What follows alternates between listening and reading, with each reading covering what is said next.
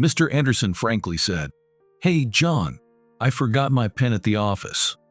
Can you go back and get it?" However, we're on a trip out of the country. First of all, I found that my name was dropped from the hotel booking master list. Everyone on this business trip laughed at Mr. Anderson's words. I sighed. This is too much. It's beyond harassment. Thinking that, I left the room. Should I go home? I thought about it.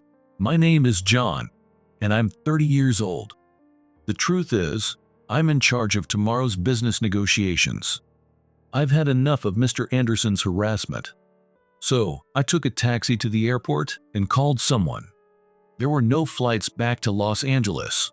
I decided to call my uncle who lives in UK. My aunt answered the phone. "Hello. Oh, Aunt, it's John. Can I come over? I'll be there in about 2 hours." I arrived at my uncle's house. "John, long time no see. Is something wrong?" my aunt asked.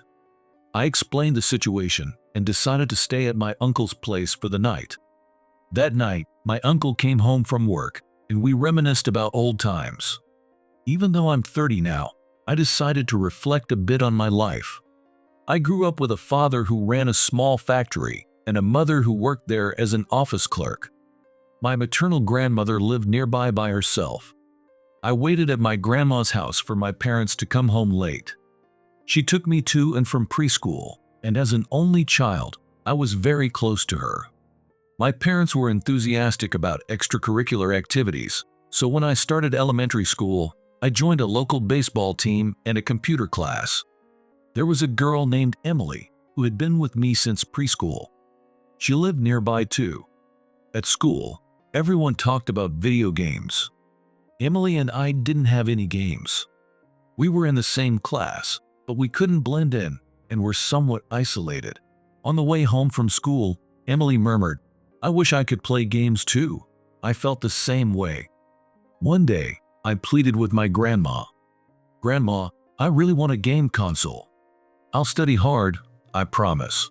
My grandma, who always spoiled me, said, "Don't tell your parents," and bought me a game console.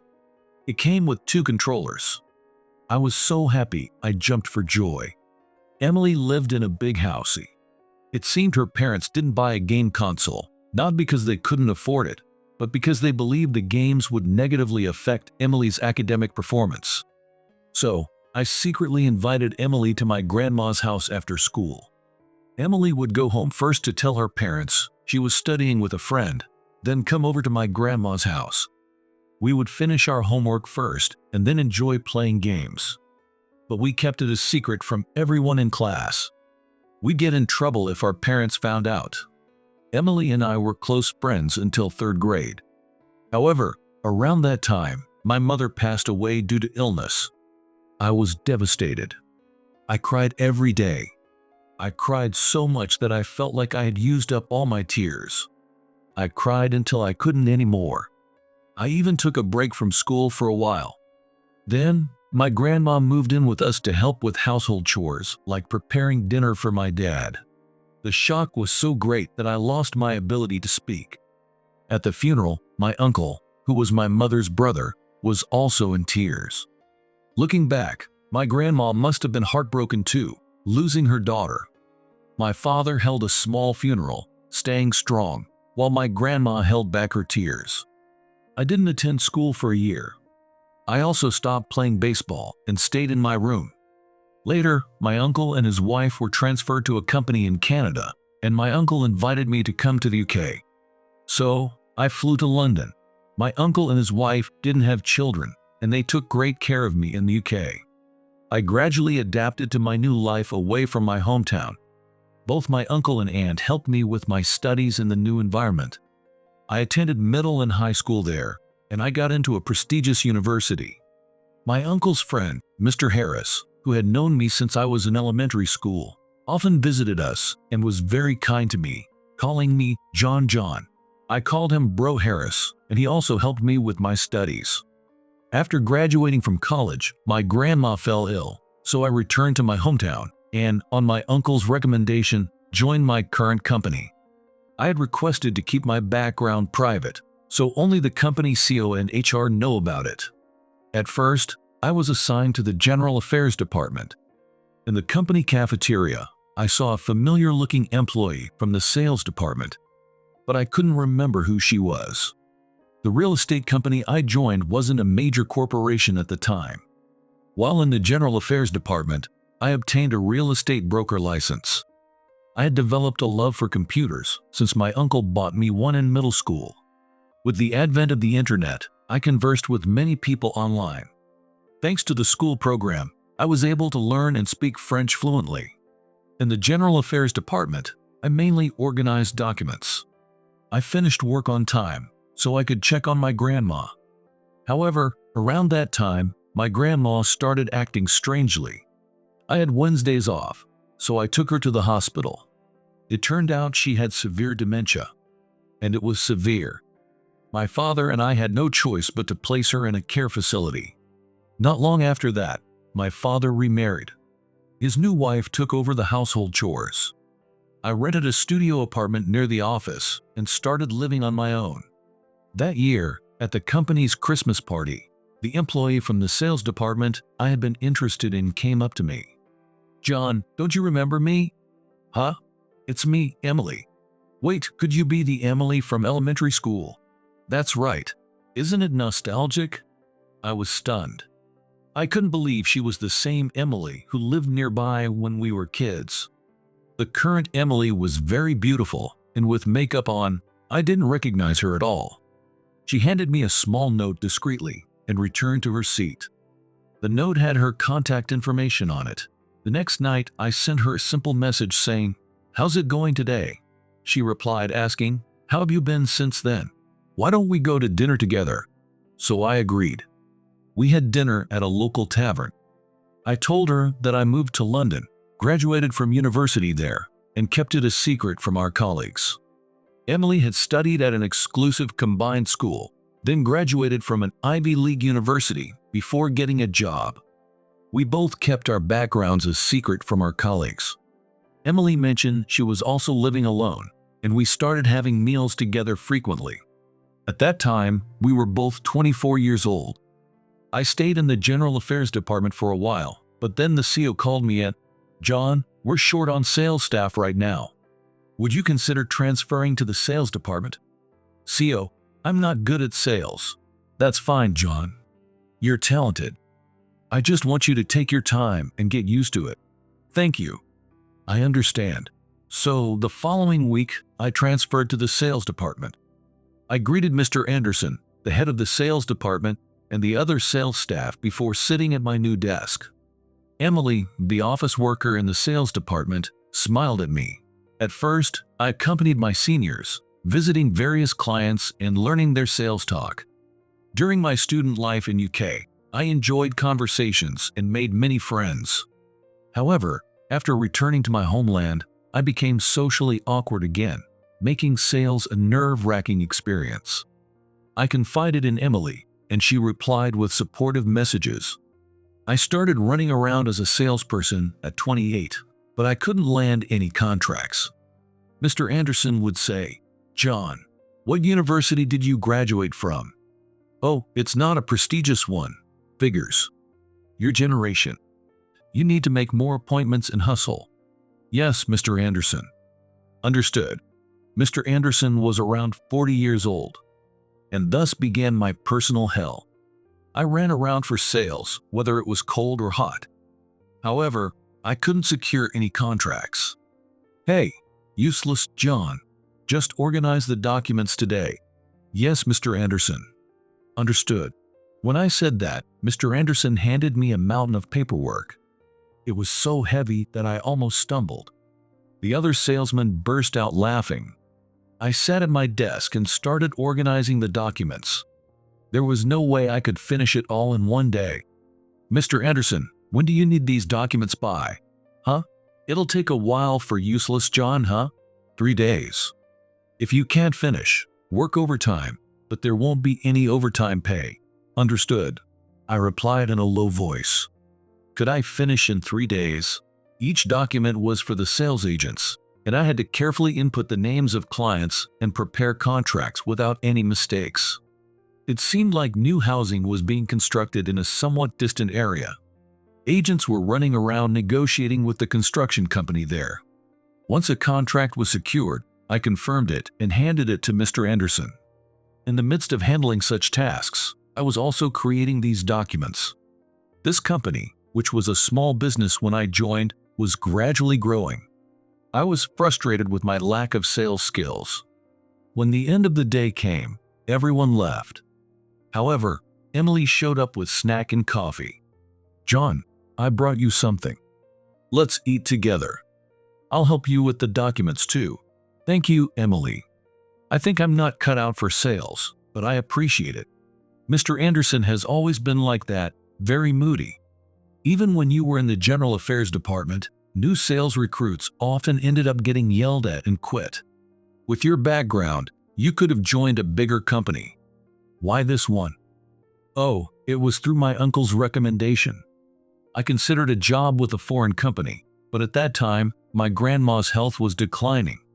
I was worried about her since she had taken care of me. So, I asked to be placed in the general affairs department where there was no overtime. I thought there would be client dinners and such in sales." "I see. So, your uncle and the CO know each other?" "Yeah, they were classmates. That's like us. Though it was only from preschool to early elementary school. I was really happy to be able to play games at your grandma's house. Such good memories. Yeah, really nostalgic. Emily, you've grown up so much that I didn't recognize you at all. Thanks for remembering me." "Well, John, your face hasn't changed since then." "Yeah, I often get told I have a baby face." We chatted a bit while eating the takeout fast food. These documents were originally my job as an office worker. "Let me handle it." "Thank you." Emily took some of the documents to her desk and helped me with them. However, it was already 10 p.m. "Emily, it's getting late. You should head home soon." "It's dangerous." "You're right. Are you still going to keep working, John?" "I'll head home in a bit myself. Don't overdo it." "See you tomorrow." I told Emily to go ahead and leave. I could still push a bit more. My eyes were tired, so I used some eye drops and decided to call it a night around 1 a.m. Since my studio apartment was close to the office, I walked home slowly. I took a quick shower and got some sleep. The next day, I arrived at work early and got back to the documents. There was still a lot to do. I continued inputting data into the computer since the morning. Thanks to Emily's help, I had made significant progress. However, my senior handed me more documents. At the 10 a.m. break, Emily made coffee for everyone. "Hey, John, you should make the coffee. Since you can't do your job well, at least do something useful." "Oh, I'm sorry." Emily looked annoyed. The other seniors were smirking. When I tried to take a lunch break, someone shouted, "John, do you have time for a break with those documents?" "I'll be right back." I quickly munched my hot dog and returned to my task. It's fine. Too much food makes me sleepy anyway. So, my overtime work continued for the second day. However, I punched out as instructed by Mr. Anderson to cover up his inappropriate order from HR. Once again, Emily showed up with a takeout meal to help me. "Emily, you came again." "Thank you." "No problem. I'd just be alone at home anyway. But I noticed some of these documents aren't even necessary right now. This is definitely Mr. Anderson's harassment. I figured as much.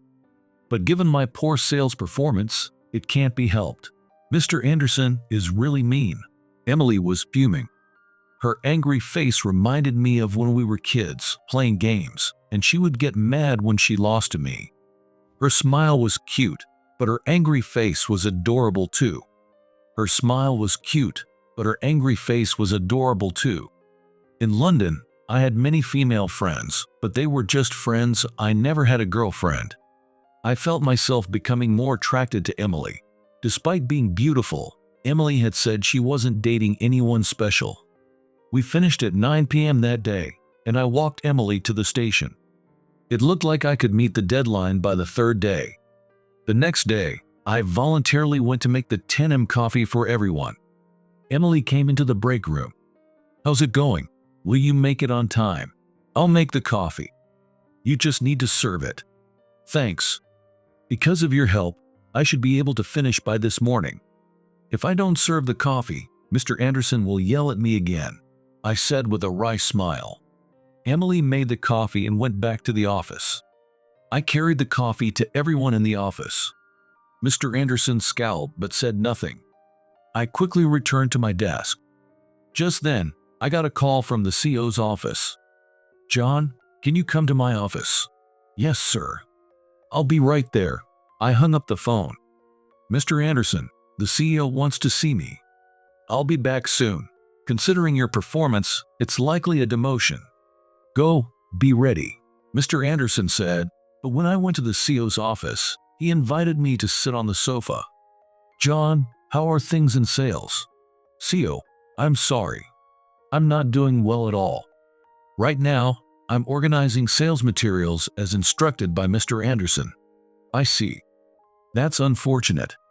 We have an upcoming negotiation with a French client, and I'd like you to handle the documents for it. We don't have any other employees who are proficient in French. Understood. That was the gist of our conversation. I returned to the office and finally finished the documents for Mr. Anderson by noon, handing them to him. What? You weren't demoted? Finally finished, huh? Useless people take a lot of time. Mr. Anderson sneered as he looked over the documents. The other employees had mocking smiles on their faces. After that, the CEO came to the office. Good job, everyone. All the employees stood up to greet him. I greeted him as well. Mr. Anderson, there's a document I need John to handle. Is that all right? Yes, John is completely useless in sales anyway. The CEO handed me the documents. I took the documents. T was material about a ski resort in Lake Tahoe. I started reading and get the whole concept of the proposal. Next, I summarized the documents in French. I was good at French, so I quickly finished reviewing the documents. When I took them to the CEO's office, he spent about 30 minutes reviewing what I had prepared. Excellent work, John. Please wait a moment, the CEO said, so I waited on the sofa. Then the CEO made a phone call. Hello, your documents are ready. Let me have John speak to you. He handed me the phone, and I took it with curiosity. Hello, this is John speaking. Hey, it's been a while, John. It's me, your uncle's friend, Bro Harris. Wow, it's been a long time. I'm surprised.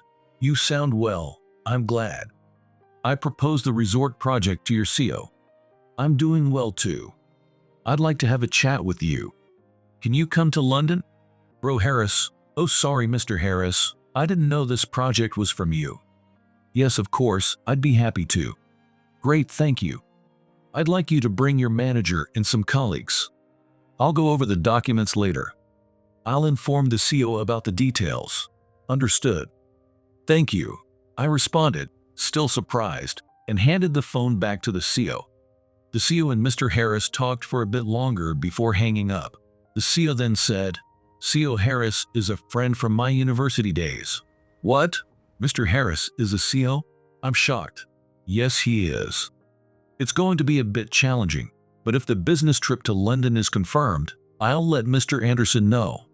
Please take care of it. Understood. This is a significant deal. I trust you'll handle it well. Yes, I'll do my best. I left the CEO's office, still amazed by the conversation with Mr. Harris from my past. The business trip was scheduled for the following week. 5 of us, including Mr. Anderson, some senior colleagues, and I, headed to London. It sounds like a big deal.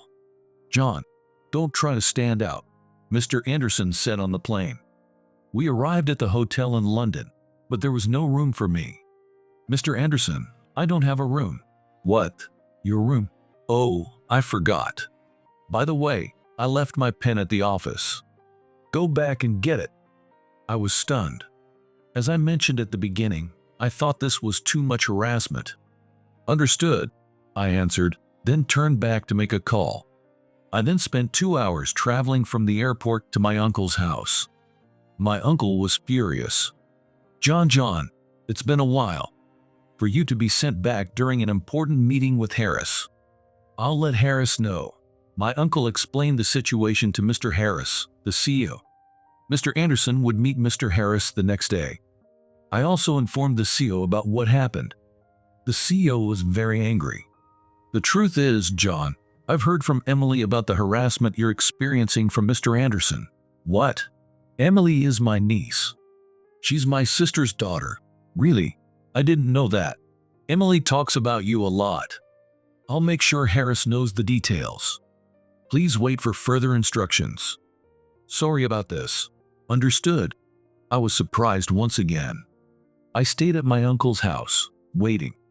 The meeting was scheduled for 1 p.m. the next day. My uncle and aunt were delighted to see me after such a long time and prepared a feast. John, I heard your father remarried. You've taken good care of my mother. No, uncle. I love Grandma very much. She's in a facility now, but she's doing well. Thank you, John, my uncle said in teary eyes. I hadn't seen my father in a long time, but I visited Grandma from time to time. However, she no longer recognized me, and each visit filled me with sadness. Dementia had cruelly stolen her memories of me, but she always greeted me with a smile. I also remembered my conversation with the CEO and Emily's smile as she saw me off before I left for London. I was surprised to learn that Emily was the CEO's niece. I sent Emily an email, inviting her to dinner when I returned. She replied with a smiley face. I stayed at my uncle's house. The next day, I left early to avoid being spotted by Mr. Anderson and went to meet Mr. Harris. Mr. Harris, thank you for this opportunity. John, great to see you. You've grown so much. Please wait in the room at the back. Thank you. I'm glad to see you too. Understood. It seemed Mr. Harris wanted to observe Mr. Anderson and the others before making any decisions. Excited, I hid in the back room and waited for Mr. Anderson and my senior colleagues to arrive. Later, I heard French man enter and chat cheerfully with Mr. Harris in French. Then, Mr. Anderson and the 3 seniors who laughed at me arrived. And Mr. Anderson handed his business card to Mr. Harris, acting as if he were Mr. Perfect. Mr. Harris said, "Aren't you missing one member? He's useless, so we sent him back to the States." Useless? John, I agreed to this deal because of him. If you're in charge, this $2 billion contract is off. What? $2 billion? Mr. Harris, please wait. Then my phone rang with a call from Mr. Anderson. I opened the door from the back room and walked out. Mar Anderson. This is John, the useless one. What? You were supposed to go back to the States for my pen. Why should I return for a pen? And there wasn't even a room for me to stay in. Well, that is. Wait, John, what's this about $2 billion? Mr. Anderson, I didn't know the amount either. Then why are you here?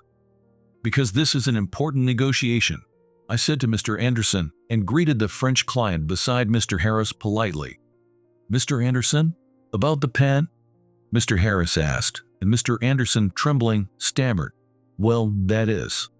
John, it seems Mr. Anderson and his team are not suitable. Mr. Anderson, I understand that John struggled with sales in Los Angeles, as confirmed by him and your CEO. But John is not useless. So, can you do today's presentation in French? Well, I'm not good at French. John, I'm counting on you. Both my uncle and Mr. Harris always called me John. Mr. Anderson was surprised. John? Mr. Anderson, I've known John since he was a child. John studied hard in the UK and graduated from Cambridge University. What? Cambridge? Yes, so he's not useless. John, please go ahead. Ignoring the shocked Mr. Anderson and the senior colleagues, I opened my laptop and began the presentation in fluent French. The client was thrilled, their eyes sparkling with excitement. I talked about the good aspects of California with the client in French. Afterward, I shook hands firmly with the client and hugged them. I also hugged Mr. Harris. The $2 billion deal was a success. Mr. Harris then turned to Mr. Anderson and the seniors and said, I have no use for you. Treating John as useless. Leave immediately, he declared. The four of them, including Mr. Anderson, left the room with slumped shoulders. I expressed my deep gratitude to Mr. Harris, who then invited me and the client to a meal. We deepened our relationship before I returned to the States. As soon as we returned to the office, the CEO got furious with Mr. Anderson over how I was treated and demoted him. The CEO then appointed me as the head of the sales department. As Mr. Anderson left the office in disgrace, the seniors who had laughed at me turned pale. Only Emily greeted me with a smile. There was one more thing I needed to do. With a firm resolve, I invited Emily to a high-end restaurant and proposed marriage to her. Emily looked at the diamond ring I gave her, tears streaming down her face, and she accepted me with a smile. At our wedding, Mr. Harris and my uncle attended, and it was a grand affair. The CEO announced that he wanted me to become the future CEO, and I received a standing ovation from the many guests. Mr. Anderson was apparently upset with the reassignment order and found it unacceptable, so he resigned voluntarily. My senior colleagues apologized to me for the shameful attitude they had shown. With the office transformed into a peaceful workplace, I was determined to protect it alongside my wife, Emily.